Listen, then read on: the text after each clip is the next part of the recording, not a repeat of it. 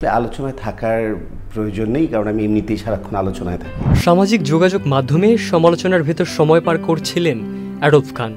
তবে সবকিছুকে ছাপিয়ে এসেছে ব্যক্তিগত শোকের খবর। নিজের বাবাকে হারালেন অ্যাডলফ খান। আজ দুপুরে ব্যক্তিগত ফেসবুক পেজে দুটি পোস্টের মাধ্যমে এ খবর জানান তিনি। প্রথম পোস্টে আবেগঘন বার্তায় লেখেন, বাবা তুমি এভাবে একা করে যেও না বাবা। কিছুক্ষণ পর আরেকটি পোস্টে তিনি লিখেছেন, আমার বাবা আর নেই, ইন্না লিল্লাহি ওয়া ইন্না ইলাইহি রাজিউন। এর আগে সুদর্শন পুরুষের খেতাব পাওয়া নিয়ে তাকে ঘিরে সামাজিক যোগাযোগ মাধ্যমে সমালোচনার ঝড় উঠেছিল, কিন্তু সে সময় জনসম্মুখে খুব একটা প্রতিক্রিয়া জানাননি তিনি।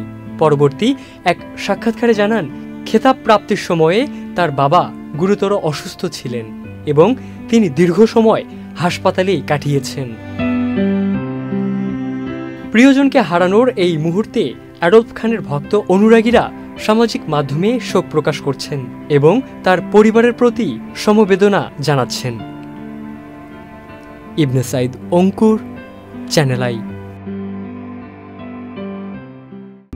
কেসারেন শেকড় থেকে শিখরে।